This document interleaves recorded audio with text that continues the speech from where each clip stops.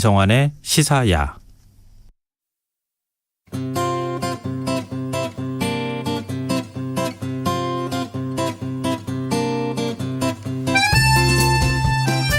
지금 인도의 코로나19 상황이 최악으로 치닫고 있습니다.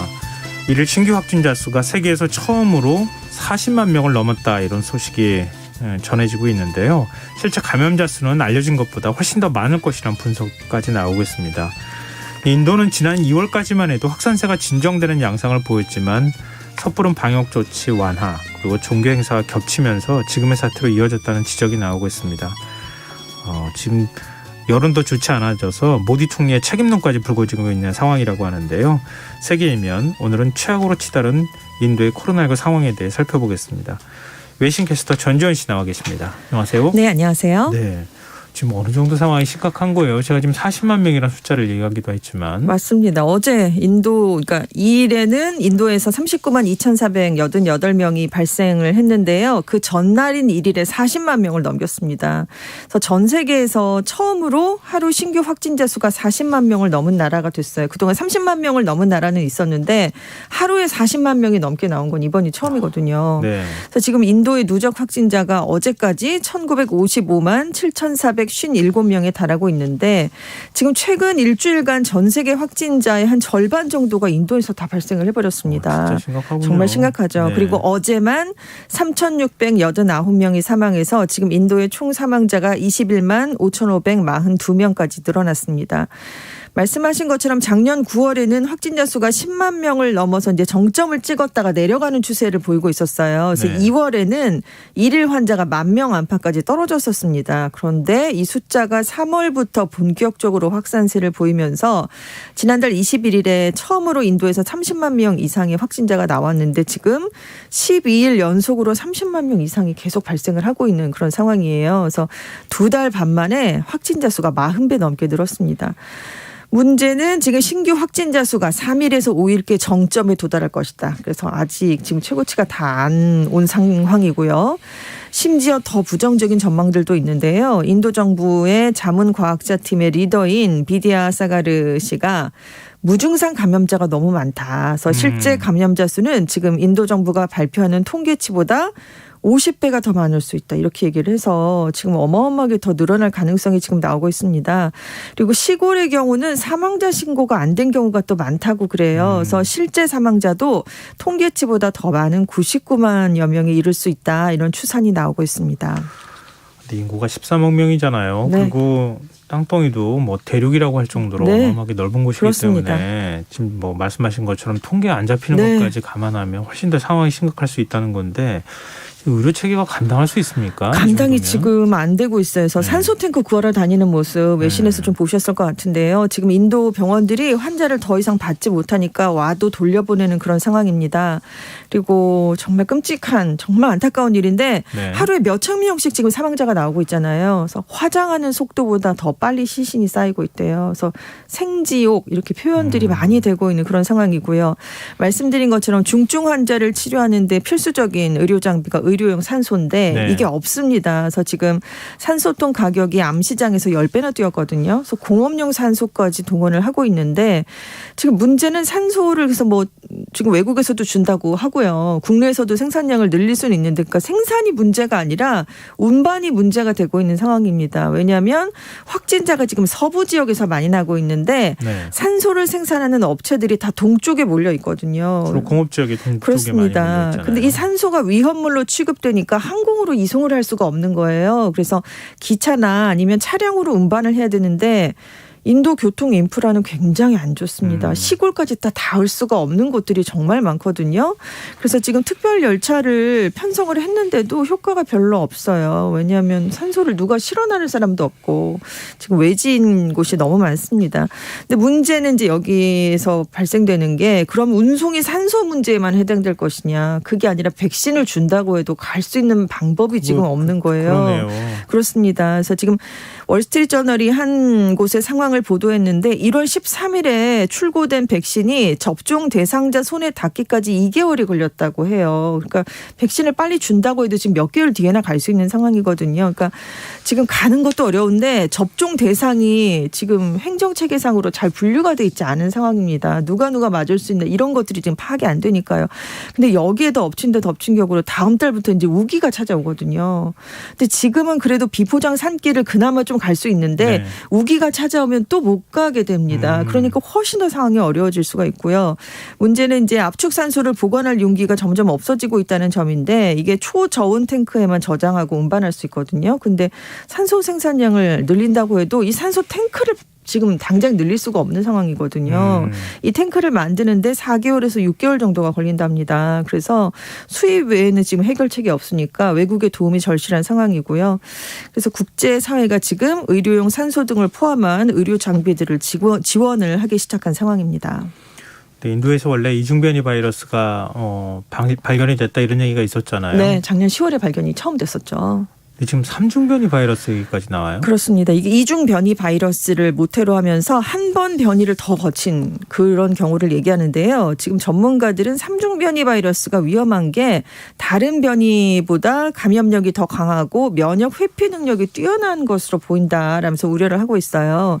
이미 지난달 18일부터 최근에 유행하는 바이러스 변이종이 작년 유행 때와 좀 많이 다르다 이런 얘기가 나오고 있는데 왜냐하면 작년에는 젊은 층이 그렇게 많이 안 걸렸는데 지금 젊은 층이 많이 감염되고 있고요. 증세도 좀 달라진 모습을 보이고 있습니다.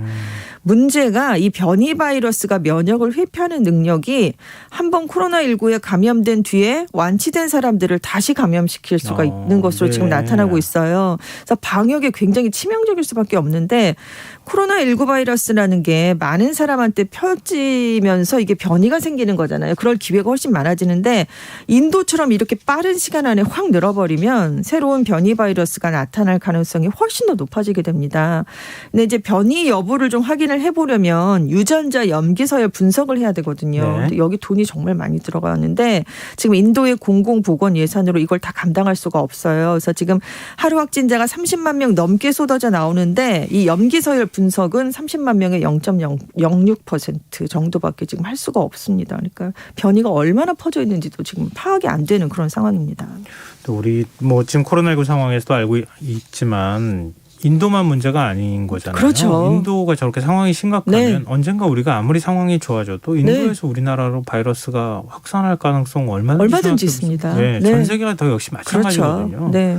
뭐 정확한 건 아니지만 우한에서 처음에 네네. 발생했다고 하는 게 전 세계로 지금 확산해서 이런 그렇죠. 거랑 마찬가지 현상이라고 볼 수 있어서 남일은 아닌데요. 지금 모디 총리 책임론이 거론되고 있어요. 지금 민심의 분노가 정말 커지고 있는데요. 왜냐하면 이제 대거 확산시킨 대규모 집회와 모임을 모디 총리가 사실상 방조했다라는 비판을 받고 있기 때문이에요. 이번 1월에 코로나19에서 지금 우리는 뭐 다 벗어났다. 조기 종식을 선언을 한 적이 있습니다. 근데 상황이 그 뒤에 악화가 됐으면 번복을 해야 되는데 네. 지금 전혀 그러질 않았어요. 왜냐하면 지방선거가 있었기 때문입니다. 지금 5개 지역에서 지방선거가 펼쳐졌는데 3월부터 지난달까지 모디 총리랑 집권 여당인 인도인민당이 전국적으로 유세를 펼쳤어요. 근데 여기 수십만 명의 인파가 이제 유세 장소에 몰려왔는데 네. 마스크를 쓰지 않은 채 밀집한 사람들이 많았고 사회적 거리두기가 지켜지질 않았습니다. 그래서 지금 지난달 17일에 서벵골주라고 좀 주요한 지역에서 대규모 집회가 열렸는데 이날 20만여 명의 코로나19 확진자가 발생한 날이었거든요. 상황이 이렇게 심각했는데도 모디 총리가 마스크를 쓰지 않고 집회를 지금 강행을 했고요. 그리고 이제 힌두교 축제가 열렸습니다. 4월에 쿰브멜라라는 축제가 있는데 이게 네. 몇 주 동안이나 이어져서 거의 한 달 정도 이제 이게 진행이 됐는데 이 기간에 이제 힌두교인이 강물에 몸을 담그면 죄가 사라지고 윤회의 굴레에서 벗어나기 쉬워진다 해서 겐지스강에 많이들 몰려가서 이제 강물을 화면으로 아마 많은 분들이 네. 보셨을 거예요. 근데 그 화면에 나온 분들이 마스크를 별로 쓰고 있지 않았다는 걸 아마 확인하실 수 있을 것 같은데요. 그래서 보건당국은 이걸 허용하면 안 된다라고 반대를 했었다고 해요. 근데 근데 모디 총리가 축제를 이제 허용을 했는데 축제가 시작된 지 2주 뒤에 결국 집단 감염이 지역적으로 발생하기 시작을 했는데 그래도 모디 총리가 선거에 불리할 것을 우려해서 별다른 반응을 내놓지 않았습니다. 그리고 오히려 나가서 투표를 해라 이렇게 독려를 하는 그런 얘기만 했거든요. 근데 축제가 이거 하나만 펼쳐진 게 아니라 다른 홀리 축제라는 봄맞이 축제도 있었어요. 근데 네. 여기서도 전혀 대비가 되진 않았는데 이게 다 힌두교 축제였거든요. 근데 모디 총리는 힌두 민족주의를 내세우고 있으니까 힌두교도들의 눈치를 본 게 아니냐 이런 얘기가 지금 나오고 있고요. 자문기구가 2월부터 이제 벌써 지금 변이 바이러스가 확산되고 있으니까 조심해야 된다라고 얘기를 했지만 정부가 전혀 대응을 하지 않았다라는 폭로까지 지금 나왔습니다. 그래서 선거 때문에 지금 사태가 걷잡을 수 없을 정도로 쉬쉬하는 사이에 커진 게 아니냐. 그래서 이제 이 비판의 화살이 지금 모디 총리를 향해 가고 있습니다. 근데 쭉 설명하시는 거 듣다 보니까 책임론이 안 나올 수가 그렇죠. 없는 상황인데요. 네, 그렇습니다. 근데 선거 치렀다면서요? 네. 선거 결과는 어떻게 나왔어요? 결국 여당이 패배했어요. 5개 주에서 치러졌는데 모디 총리가 이끄는 인도인민당 연합이 3개 주에서 패배했습니다. 그래서 결국 선거 결과 분석은 코로나19 폭증으로 분노한 인도의 민심이 모디 총리를 심판한 것이다. 이런 평가가 지금 나왔는데요. 특히 인구가 9천만 명이 되는 웨스트벵골주가 가장 중요한 승부처였는데 모디 총리에 반대하는 세력에 앞장서고 있는 바네르지 주총리 그리고 모디 총리가 사실상 정면으로 맞붙은 곳이었기 때문이에요. 그래서 승리를 위해서 여기 모디 총리랑 연방장관들이 정말 여러 번 달려가서 대규모 유세를 하면서 지원을 적극적으로 펼쳤는데 굉장히 큰 거의 한 3배 정도의 차이로 패했습니다. 그러면은 지금 모디 총리 혹시 지지율이 어떻게 돼요? 지지율이요. 지금 최근에 조사한 게 67%가 나왔어요. 예. 근데 이제 작년에 이제 83%로 정점을 5월에 찍은 적이 있거든요. 한 예. 1년 전에. 그 뒤에 이제 내려오긴 했지만 그래도 작년 내내 지지율이 70%대를 떨어진 적이 없었습니다. 왜냐하면 이제 인도 인구의 80%에 달하는 힌두교도들이 그동안 모디 총리를 적극 지원해 왔기 때문인데요.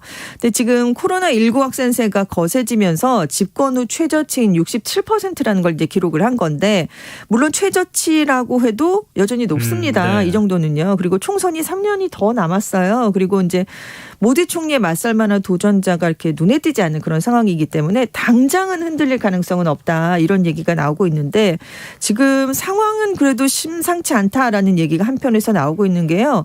왜냐하면 코로나19가 안 좋아지니까 SNS에서 모디 총리가 재난을 만든 것이다. 모디 총리는 사임해야 된다. 이런 게시물들이 정말 많이 올라오고 있어요. 예전에 비해서. 그래서 인도 매체 더 퀸트는 이번 코로나19 파동으로 모디 총리 인기가 조금씩 떨어지고 있다. 집권 기간 7년을 통틀어서 지금이 모디 총리에게 정치적으로 가장 힘든 순간이다. 이런 분석을 내놨습니다. 근데 지금 코로나19 미국도 역시 마찬가지였지만 네. 코로나19 대응 잘못하면 정권이 바뀌잖아요. 그렇습니다. 네. 대통령 트럼프 대통령 우리 재선 못하는 거 봤듯이 그러니까 다른 나라들도 상황은 다 마찬가지 아니냐요? 그렇습니다. 이게 코로나19가 경제만 영향을 미치는 게 아니라 정치적으로도 영향을 미칠 것이다. 그래서 코로나19 대응에 말씀하신 것처럼 실패를 했다거나 여론의 지지를 받지 못하면 정권이 교체될 가능성이 높을 것으로 예상된다. 이런 전문가들의 분석은 좀 많았었어요. 근데 지금 인도에서 확인이 됐고요. 유럽에서도 지금 독일과 프랑스의 집권당이 민심의 반발을 겪고 있는데 특히 이제 독일이 올해 7개 선거가 지금 예정돼 있거든요. 네. 근데 집권당 굉장히 오랫동안 집권했던 기독민주당, 기독사회당 연합이 지금 최근에 총선 전초전격으로 치러진 주의회 2곳의 선거에서 녹색당과 3인당에게 다 참패를 했습니다. 네.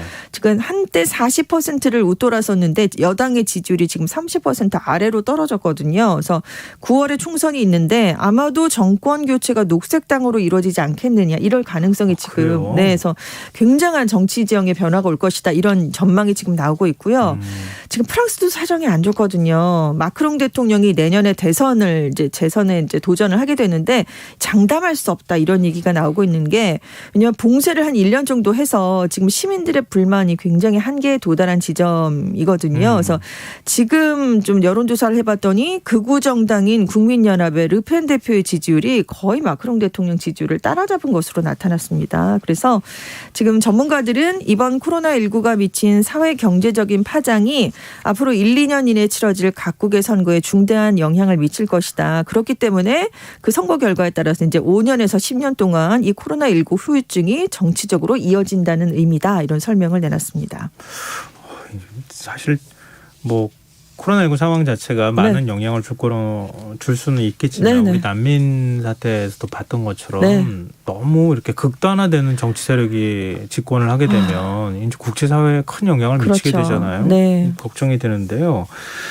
근데 지금 미국하고 중국 뭐 러시아 스푸트니크 네, V V가. 뭐 백신도 뭐 접종하기 시작한다 네, 뭐 네. 이런 얘기도 있던데 네. 이렇게 서로 앞다퉈서 인도 돕겠다 이런 모습을 보이네요. 그렇습니다. 거기에도 다 계획이 있다 이런 얘기가 다 계획이 있었어요. 네, 의도가 네. 있다 이런 얘기가 나오는데 일단 바이든 대통령이 26일에 모디 총리랑 전화를 가지고 다양하게 지원하겠다. 그리고 이제 뒤이어서 이제 아스트라제네카 백신도 지원한다 이런 얘기를 했잖아요. 그러니까 중국에서 비난하는 그런 얘기가 나왔습니다. 네. 워낙 관심이 없더니 갑자기 태도를 바꿨다. 이게 인도적인 차원이 아니라 중국을 견제하기 위해서 지정학적인 차원에서 쿼드의 일원 국가인 인도를 지원한다고 나선 게 아니냐 이런 지적을 했습니다. 왜냐하면 이제 같은 날 영국, 프랑스, 독일 같은 미국의 동맹들도 이제 인도적인 지원을 하겠다라고 밝혔거든요.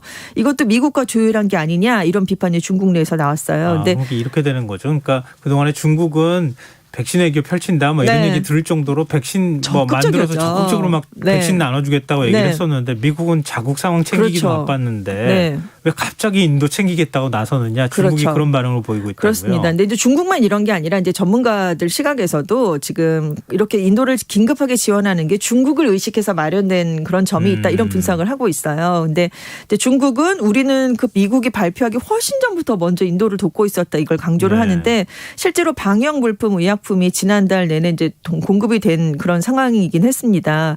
그러면 중국도 정말 인도적인 차원에서만 지원을 한 것이냐? 그건 또 아니다 이런 얘기가 나오는데 왜냐하면 작년에 국경 분쟁으로 정말 좀 인도하고 아슬아슬한 위기를 겪었었잖아요. 거의 사망자도 나오고. 육박전이라 그래야 되나요? 정말, 예, 이래서 막 그렇잖아요. 국민들이 죽고 그랬잖아요. 그래서 이제 좀 사이가 안 좋아졌거든요. 네. 그래서 인도 달래기에 나선 게 아니냐 이번 코로나19 지원으로. 그리고 이제 쿼드 국가 중에서도 인도를 좀 약한 고리로 보고 있다는 거죠. 왜냐하면 비동맹 중립주의를 오랫동안 표방을 해왔으니까요. 그래서 코로나19 지원에 그래서 인도를 좀 지원하는데 적극 나선 게 아니냐 이런 얘기가 나오고 있고 지금 한편으로 중국이 어디에 백신을 주고 있냐면요. 인도는 당장 받는다는 얘기는 안 하고 있거든요. 네. 인도가 그동안 백신을 지원하던 이웃 국가들이 있습니다. 아프간, 방글라데시, 네팔, 파키스탄, 스리랑카 이렇게 주변 국가들이 있거든요. 네. 근데 인도도 자기 사정이 어려워지니까 외국에 못 준다. 이렇게 지금 네. 나온 상황이기 때문에 여기가 지금 백신을 못 받는 타격이 이루어지게 된 거예요. 그래서 여기에 중국산 백신을 공급하겠다라고 지금 중국이 발표를 했는데 그러면서 내세운 게 1대1로의 협력을 해달라. 이런 얘기를 강조를 한 거예요. 달아요. 그래서 인도의 코로나19 혼란을 틈타서 중국이 인도 주변국들에게 중국의 영향력을 확대하려 하는 게 아니냐 이런 얘기가 지금 나오고 있습니다.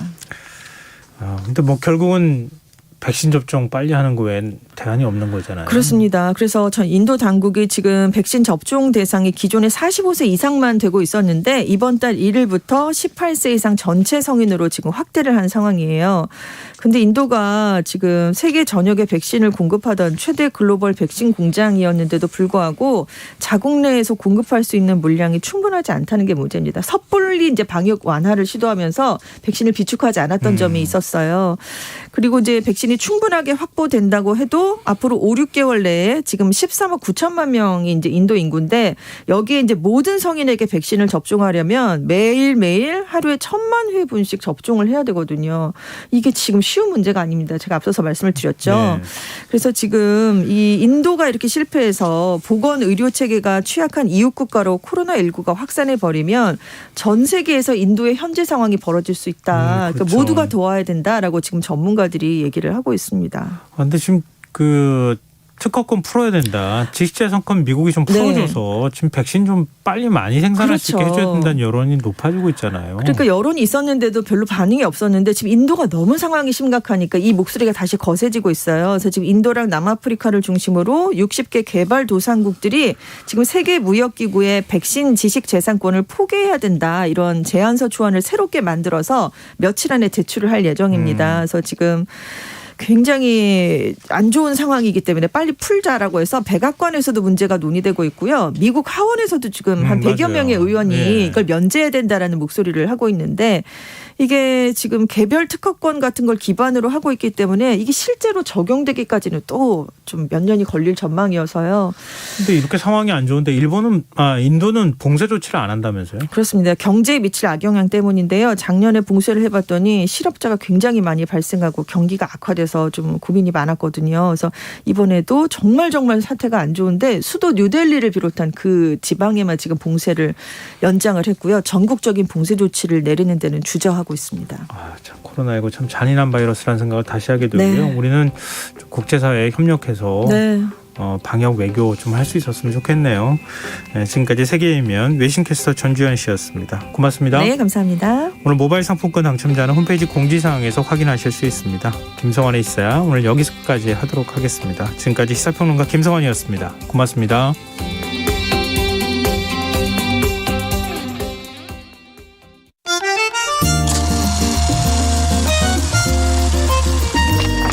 백은하의 영화관, 정여울의 도서관.